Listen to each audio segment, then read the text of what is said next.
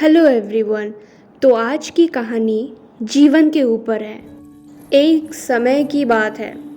एक छोटे से गांव में एक बुद्धिमान साधु रहा करते थे। वे अपने बुद्धिमता और हास्य व्यक्तित्व के लिए दूर दूर तक जाने जाते थे। एक दिन एक सोम नामक युवा गुरु के पास आता है और बोलता है, गुरु, मैं खुशी और सफलता का रहस्य सीखना चाहता हूँ, कृपया मुझे सिखाइए। तो गुरुजी ने आँखों में चमक लिए सोम की ओर देखा और कहा, बहुत अच्छे बालक, लेकिन इससे पहले तुम्हें एक सरल कार्य पूरा करना होगा। तुम बाज़ार जाओ और वहाँ सबसे बड़ा और सबसे रसदार तरबूज ढूंढो। फिर उसे अपने सर पर रखो और बिना गिराए गांव में घूमो। सोम इस बात को सुनकर बहुत हैरान था, परंतु उसके अंदर दृढ़ता भी थी। तो सोम एक विशाल तरबूज खोजने बाजार गया। उसे सबसे बड़ा और सबसे रसदार तरबूज मिल गया। उससे वो अपने सर पर रख कर संतुलन बनाते हुए अत्यंत एकाग्रता के साथ गांव में घूमता रहा। जैसे वो गांव से गुजरा तो लोग उसे देखकर हंसने लगे और उसका उत्साह बढ़ाने से उन्हें कोई रोक न सका। कुछ लोग तो ताली बजाने में भी शामिल हो गए और कुछ लोग मजाकिया चेहरे बनाने लगे।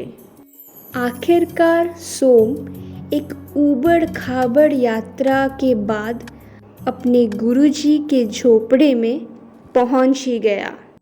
तरबूज पूरा बरकरार था। इसे देखकर सोम को राहत मिली।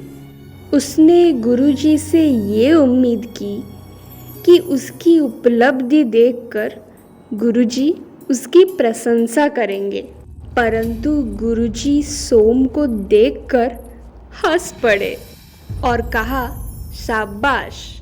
उन्होंने अपने आँखों से खुशी की आंसू पोंछते हुए कहा, देखा तुमने, खुशी और सफलता का रहस्य बहुत सरल है, बिल्कुल उस तरबूज को ले आने तरह। तो आखिर में हमें इस कहानी से क्या सीख मिलती है? जीवन चुनौतियों और अप्रत्याशित मोड़ से भरा हो सकता है, लेकिन अगर आप हल्के दिल और हास्य की भावना से साथ उनका सामना करते हैं तो आपको सबसे कठिन क्षणों में भी खुशी मिलेगी। अपने गुरुजी के शब्दों में निहित बुद्धिमता को महसूस करते हुए सोम भी हंसने से खुद को रोक न सका। उसी दिन से वह मुस्कुराहट के साथ जीवन का सामना करने लगा। चुनौतियों का उसी दृढ़ संकल्प के साथ सामना करने लगा जिस दृढ़ संकल्प के साथ वह तरबूज ले आया था।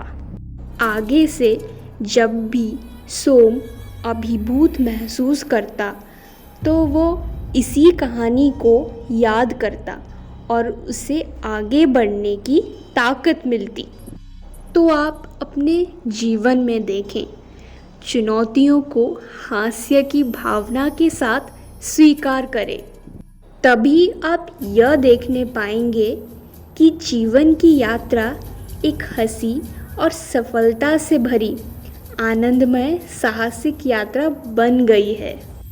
अपने अंदर दृढ़ता रखें, परंतु अपने आप को इतनी गंभीरता से न लें। जब कभी आप निराश या हरा हुआ महसूस करें तो इसी कहानी को ज़रूर याद करें।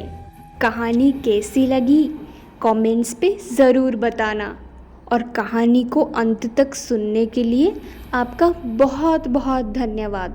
मिलते हैं अगली कहानी पर। तब तक के लिए बाय।